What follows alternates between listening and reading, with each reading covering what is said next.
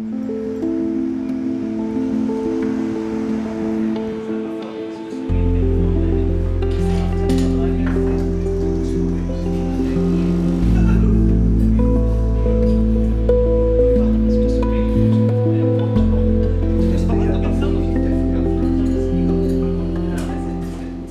why have you got such an interest in this conference?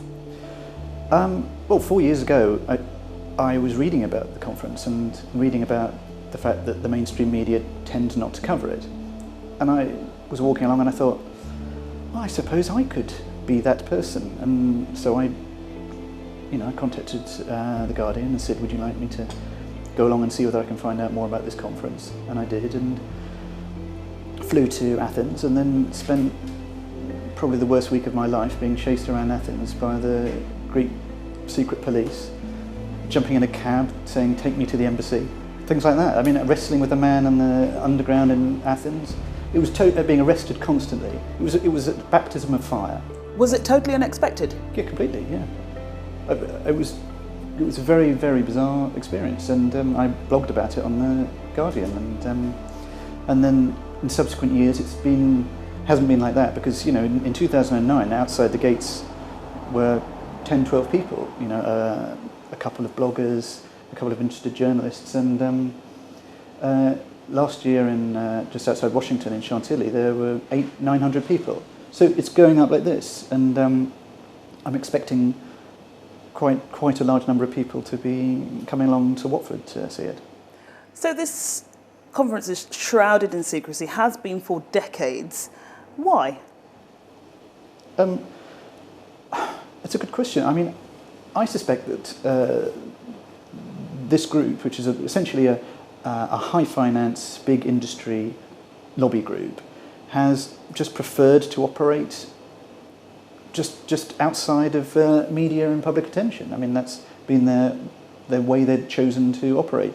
But it's the fact that the head of the World Bank is there, the head of the World Trade Organization is there, the head of the European Central Bank, 3 European commissioners, prime ministers, foreign ministers, politicians, elected public officials, public servants. I was going to say, it's an extraordinarily heady mix of people, It's an extremely powerful mix, and you sometimes find it getting written off as old farts, or they're just there for a golfing holiday or something, and you're going, that's not the case. Are women allowed into this special club at all? Well, they're allowed if they're invited. This special club has been pretty much hosted by Queen Beatrix for the last, many years. So she's been there. The Queen of Spain goes. So you have to be a certain calibre of woman. If you're an EU commissioner, yes, you might get to go. So Nelly Kroes, who's an EU commissioner, she goes. She has gone for the last 8 years. And she speaks a lot about the importance of open government and transparency. And she blogs a lot on her official EU commissioner's blog, but doesn't seem to mention when she goes to the conference. There's a little gap in her blog, which is a shame, really. It would be nice to hear from her about what goes on there. So what exactly do you know of what goes on? What's decided? What's discussed behind closed doors? Well, the group releases a sort of sketchy agenda as to what was discussed. But unfortunately, this agenda doesn't really amount to very much. It would say on it, for example, China. So, we spent 3 days and we discussed China. So there's a limit to how transparent that is. And I suppose it's better than nothing. But I prefer not to speculate on what they're discussing, because, quite frankly, they don't tell anyone, and the politicians who go abide by Chatham House rules, which is what Rory Stewart, MP, said. We contacted him, and he said, no, I'm sorry, it was private, and I can't speak about it. And it dresses itself up, this conference, as a private event. However, in 2011, when George Osborne went, I contacted the Treasury and said, so George Osborne's here, we've just seen him drive in. In what capacity is he here? And they said, they gave us a statement. He said he's here, he's in St Moritz in his official capacity as Chancellor of the Exchequer. So he's there for 3 days as Chancellor with a member of Treasury staff. It's not a private event, he's there as Chancellor. And he gives no public statements about it. And if you look at his declaration that covers that from the Treasury, his official declaration of meetings with media executives, for example, and media proprietors, no mention of this meeting. So it's a little unfortunate, the opacity of this event. It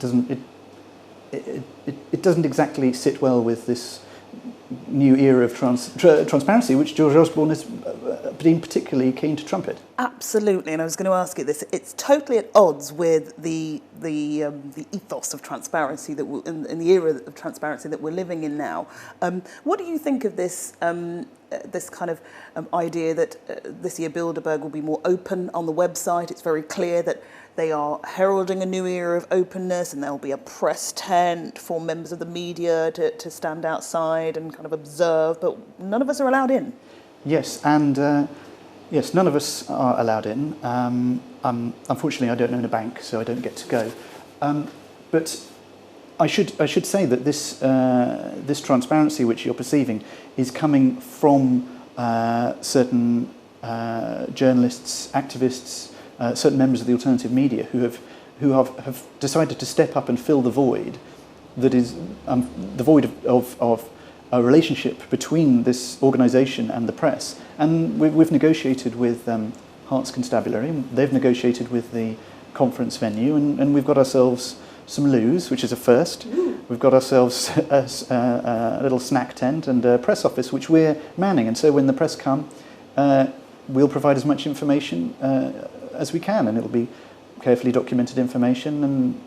And so at least that's some kind of a relationship between this body of politicians and businessmen and businesswomen and the public. So you've been forcing change. It's not come from within. Absolutely not. It's pressure that's being brought by journalists and by interested members of the public who simply want a little bit more transparency in this around this international policy summit. And there's going to be quite a presence in terms of activists, isn't there? I believe so. I suppose the proof is in the pudding. I imagine if it rains, there will be less. If it's sunny, there'll be more. But hopefully it'll be sunny. But I think... Otherwise we need a gazebo. The press needs a gazebo. I think a gazebo is in the works. Excellent. Watch this space. But I think that there's a lot of concern amongst the general public about the way this conference comports itself, and I think they're uneasy about it, and I'm uneasy about it. So I would say the first protocol would speak to MPs, also speak to the mainstream media, because and as I do, and as a sort of quasi member of it, every so often I put on that hat and become a Guardian journalist, and I speak to other journalists, I speak to to news editors and to what have you, and I say, look, here's a thing that's happening, and you'd be surprised and horrified how many times I pick up the phone and say, oh, you know that the Bilderberg conference is coming to Watford, and they'll go, the what, sorry? And I'm thinking, you're the news editor of a major news channel or a newspaper. What? I don't quite understand how you don't know that. Anyway, that's my personal bugbear.